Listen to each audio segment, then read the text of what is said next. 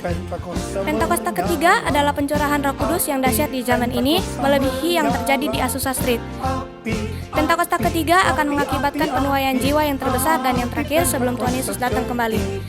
Pentakosta ketiga akan membangkitkan generasi Yeremia, yaitu anak-anak muda yang dipenuhi Roh Kudus, cinta mati-matian kepada Tuhan Yesus, tidak kompromi terhadap dosa, dan akan bergerak untuk memenangkan jiwa.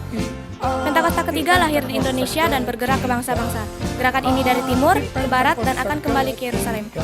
Pentakosta ketiga akan memberikan kuasa untuk menyelesaikan amanat agung, dan setelah itu Tuhan Yesus datang kembali. Shalom adik-adik. Kita mau mulai ibadah kita, yuk mari kita berdoa. Tuhan Yesus, terima kasih buat hari ini Kau masih memberi kami kesehatan Tuhan hingga kami dapat beribadah. Tuhan, kiranya Engkau yang memberkati ibadah kami dari awal, pertengahan hingga akhir. Hadirlah di tengah-tengah kami. Di dalam nama Tuhan Yesus sama-sama katakan amin. Kita mau memuji Tuhan, yuk sama-sama kita bangkit berdiri. Pasukan Kristus siap. Yes, beri kemuliaan untuk Tuhan. Kita mau bersyukur untuk Tuhan karena Dia masih memberi kita kesehatan. Kita nyanyikan pujian kita, segala puji syukur.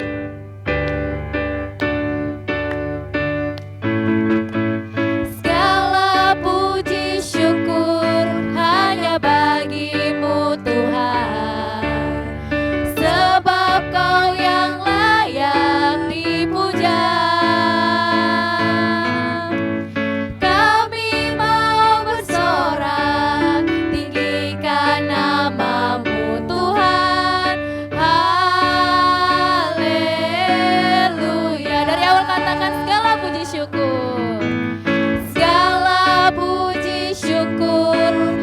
Bagi-Mu Tuhan, sebab Kau yang layak dipuja.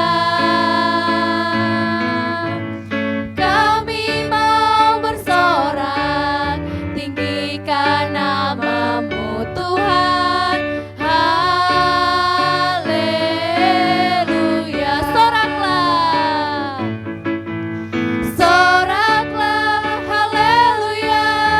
Soraklah, haleluya, haleluya. Soraklah, soraklah, haleluya. Soraklah, haleluya, haleluya. Dari awal katakan segala puji syukur. Segala puji syukur hanya bagi-Mu Tuhan, sebab Kau yang layak dipuja. Kami mau bersorak, kami mau bersorak, tinggikan nama-Mu Tuhan. Haleluya. Soraklah, soraklah, haleluya. Soraklah, haleluya, haleluya. Soraklah, soraklah, haleluya. Soraklah, haleluya, haleluya. Soraklah, soraklah, haleluya. Soraklah, haleluya, haleluya. Soraklah, soraklah, haleluya. Soraklah, haleluya, haleluya. Yuk adik-adik semuanya kita tepuk tangan untuk Tuhan. Naikkan pujian ini dari awal yuk. Segala puji syukur.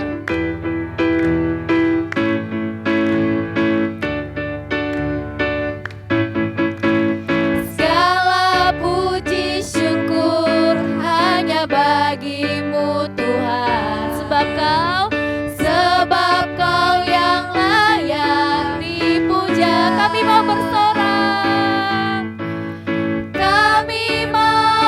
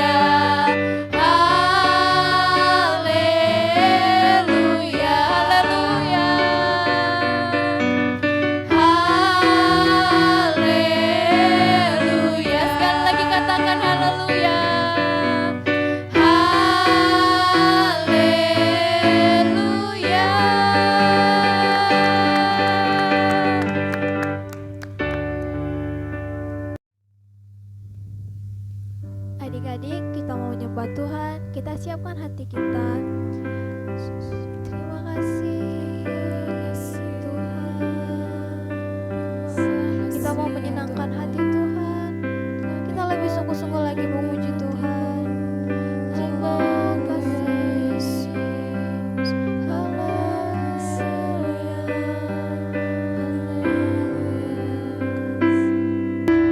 Tuhan, ku mau menyenangkan-Mu.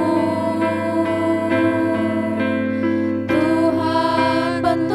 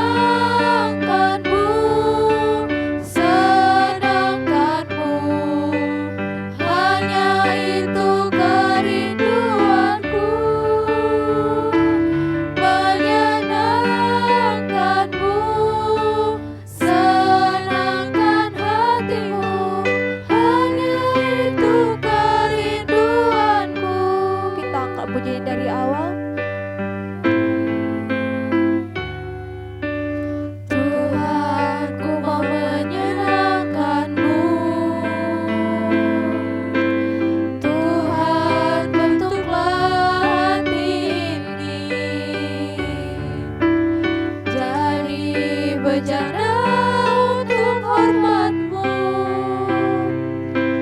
Cemerlang bagai emas murni, Tuhan ku serahkan hatiku, semua ku berikan padamu. Kuduskan hingga kudus selalu, agar aku menyenangkan-Mu. Kami mau menyenangkan-Mu, kan-Mu, senangkan-Mu. Hanya itu kerinduanku, menyenangkan-Mu, senangkan hati-Mu. Hanya itu kerinduanku, menyenangkan-Mu, menyenangkan-Mu, senangkan-Mu. Hanya itu kerinduanku, menyenangkan-Mu, senangkan hati-Mu. Hanya itu kerinduanku, menyenangkan-Mu, menyenangkan-Mu, senangkan-Mu. Hanya itu kerinduanku, menyenangkan-Mu, senangkan hati-Mu. Hanya itu kerinduanku, hanya itu kerinduanku, hanya itu Tuhan, hanya itu kerinduanku.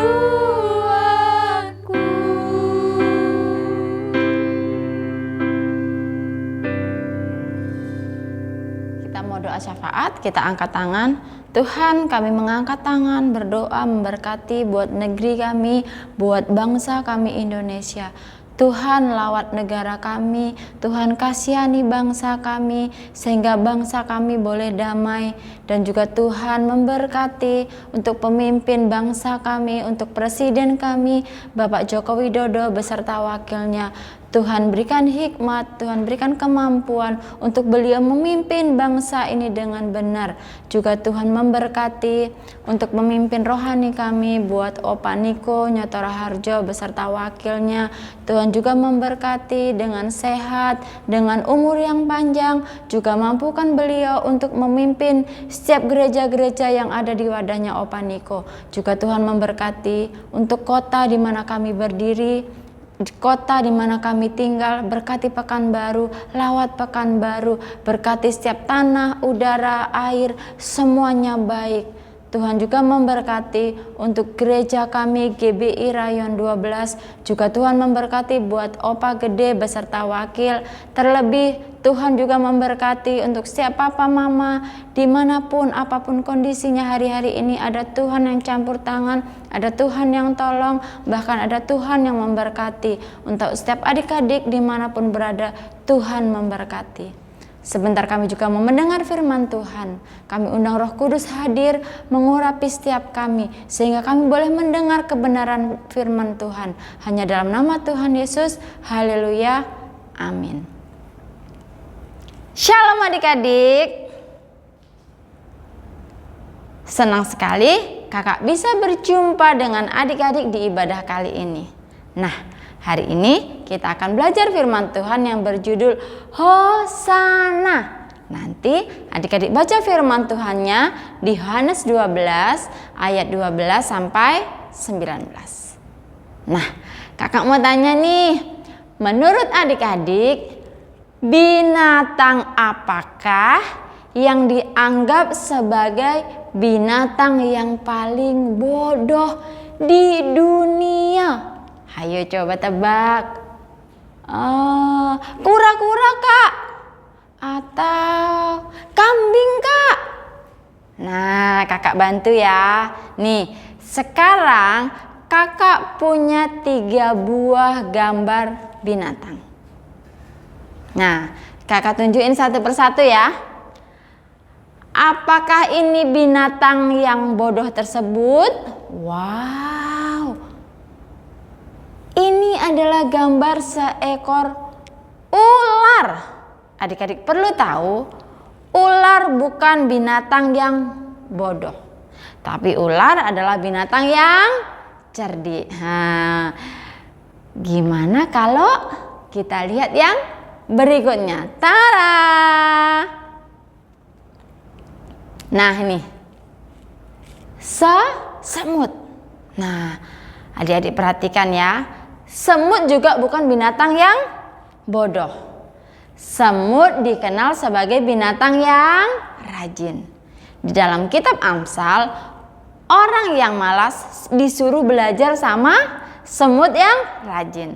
Sekalipun semut gak punya pemimpin, mereka mengumpulkan makanan di musim panas. Nah, terus binatang apa yang bodoh ya kak? Nah yuk kita lihat gambar berikutnya. Binatang ini adalah, tahu namanya? Jreng jreng jreng. Dia adalah seekor kedelai. Salah. Itu mah makanan. Keledai. Loh, kok keledai kak? Mungkin ada adik-adik yang tanya nih. Kakak jelaskan ya dengan belajar ilmu perhewanan. Keledai itu susah sekali diajarin. Ini contohnya ya. Kalau keledai disuruh duduk, dia malah berdiri. Kalau keledai disuruh jalan, dia diam. Kalau keledai disuruh diam, dia lari. Wah, bener-bener bodoh berarti ya. Nah nih, pernah suatu ketika ada ular berbisa di depan keledai. Kalau binatang yang lain sudah kabur, keledai malah meringkik dan berlutut ketakutan. Keledai itu adalah binatang yang bodoh menurut ukuran manusia. Kasihan sekali ya keledai. Dia selalu dikatakan sebagai binatang bodoh. Dia juga nggak pernah disanjung atau dihormati. Sampai suatu ketika Yesus dan murid-muridnya telah dekat Yerusalem dan tiba di Betfage yang terletak di Bukit Zaitun, Yesus menyuruh 2 orang muridnya dengan berpesan, "Pergilah ke kampung itu. Nanti kamu akan ketemu dengan 2 ekor keledai, 1 ibunya dan 1 lagi anaknya. Bawa kemari keledai itu. Saya memerlukannya. Saya mau masuk kota Yerusalem naik keledai." Demikianlah kata Tuhan Yesus kepada murid-muridnya. Hah? Tuhan Yesus mau naik keledai? Bukankah keledai itu binatang yang bodoh? Tuhan Yesus memerlukan keledai. Apa nggak salah? Bukankah naik kuda lebih enak dong? Selain itu juga lebih gagah. Kenapa Tuhan mau naik keledai ya? Nah, kita lihat dari firman Tuhan. Dikatakan di firman Tuhan, hal itu terjadi supaya genaplah firman yang disampaikan oleh Nabi. Katakanlah kepada putri Sion, lihat rajamu datang kepadamu. Ia lemah lembut dan mengendarai seekor keledai. Seekor keledai beban yang mudah. Maka pergilah murid-murid itu dan berbuat seperti yang ditugaskan Yesus kepada mereka. Mereka membawa keledai betina itu bersama anaknya. Coba adik-adik lihat. Kira-kira beginilah wajah 2 ekor keledai yang sedang bersukacita itu. Dan satu lagi kakak mau tanya. Menurut adik-adik, keledai yang mana yang akan dinaiki oleh Tuhan Yesus? Ibunya atau anaknya? Ibunya kak, bukan, anaknya kak. Nah, jawaban yang benar adalah anaknya.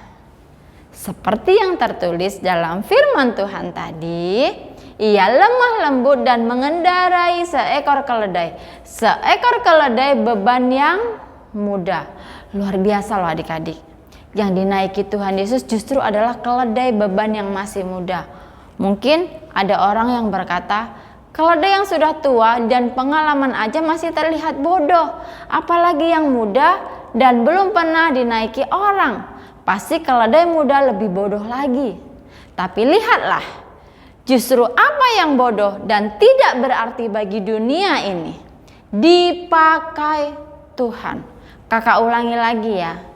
Justru apa yang bodoh dan tidak berarti bagi dunia ini dipakai Tuhan. Lalu murid-murid mengalasi keledai muda itu dengan pakaian mereka. Dan Yesus pun naik ke atasnya.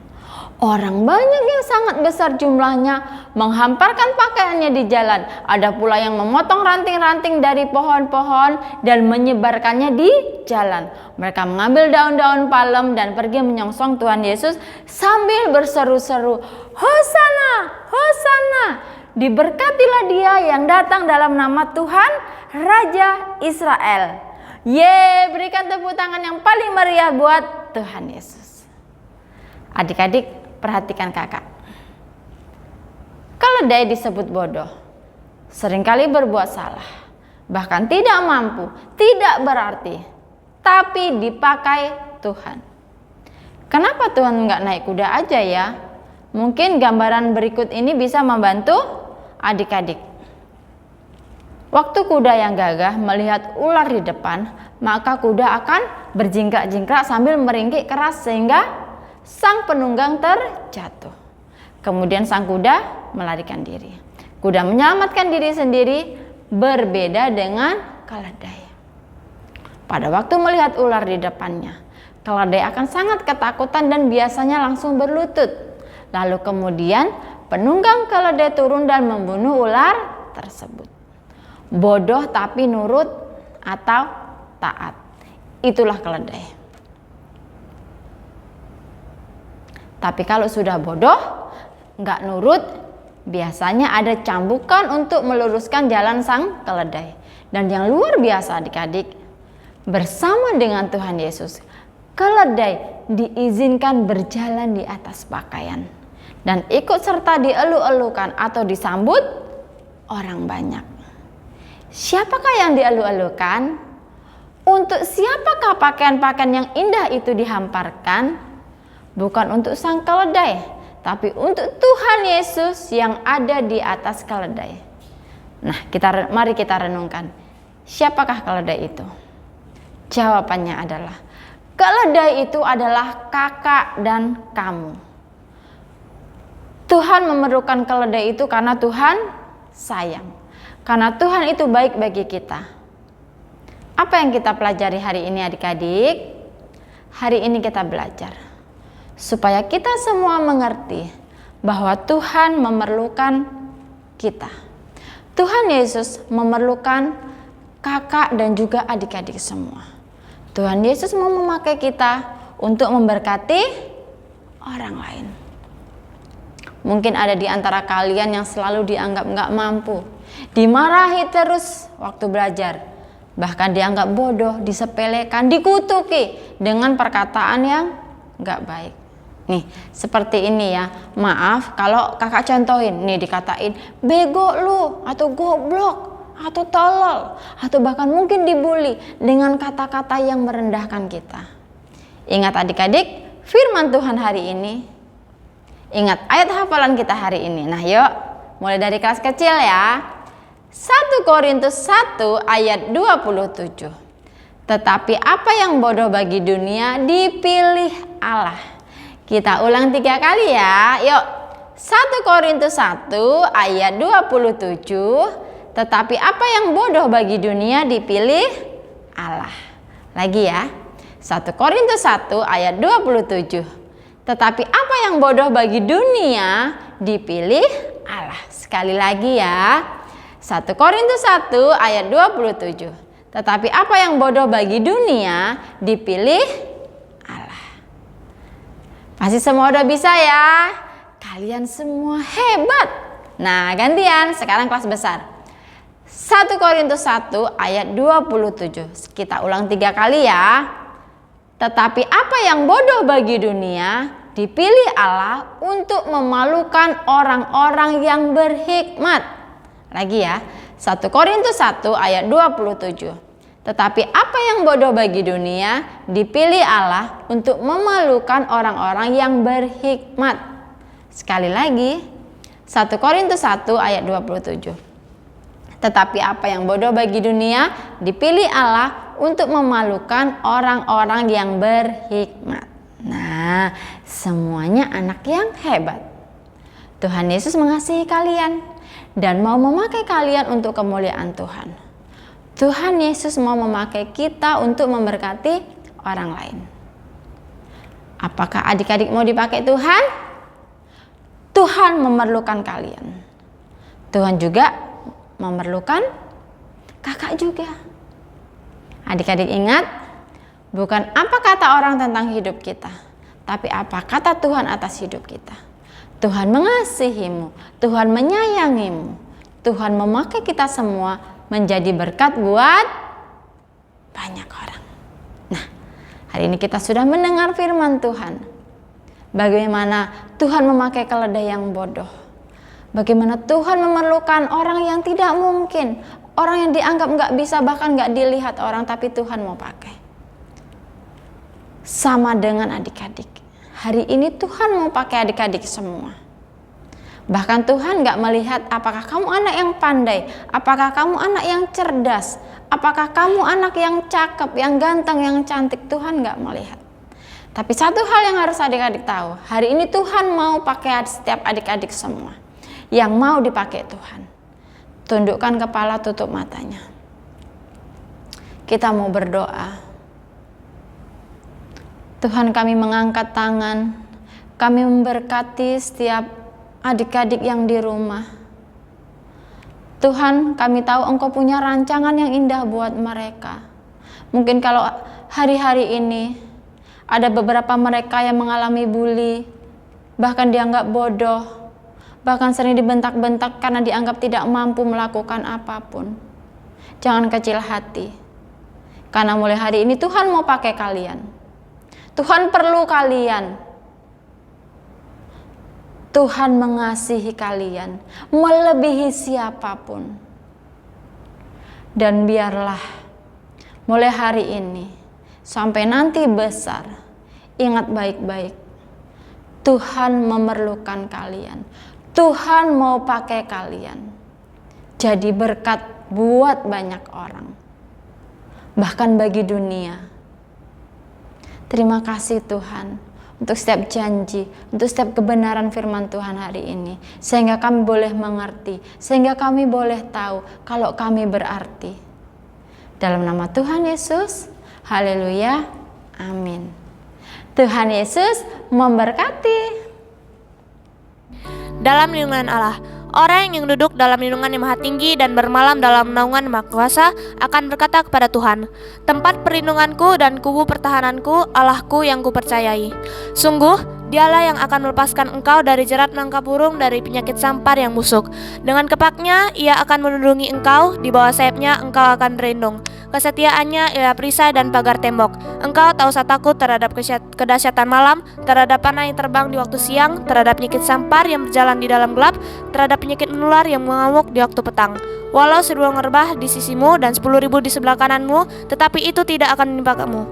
Engkau hanya menontonnya dengan matamu sendiri dan melihat pembalasan terhadap orang-orang fasik.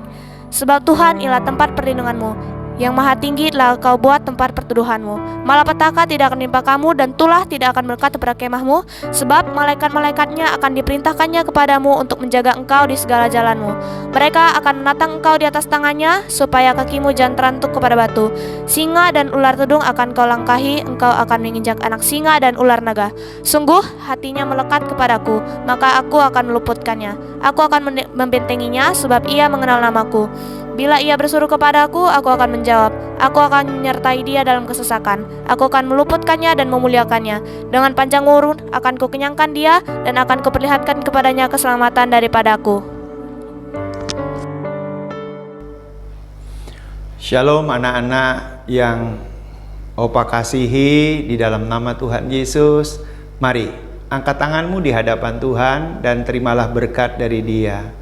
Kiranya kasih karunia dan anugerah dari Allah Bapa di dalam Putranya yang tunggal, Yesus Kristus, dan persekutuan yang manis dari Roh Kudus memberkati setiap anak-anak di dalam nama Tuhan Yesus mulai sekarang sampai selama-lamanya. Amin.